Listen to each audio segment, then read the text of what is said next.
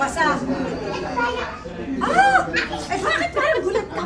Parang ikaw pa yung mas matanda. O, nakalagay. Kelsey, dear Kelsey, hindi mo pa birthday, pero love kita. Kailan ba birthday mo? O, sa dyan mo ko na ito bibigyan.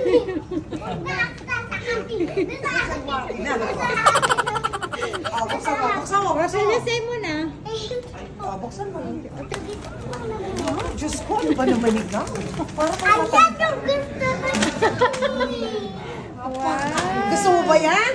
O, pakita mo doon. Ano ba yan? Dito. Nakuha po daw.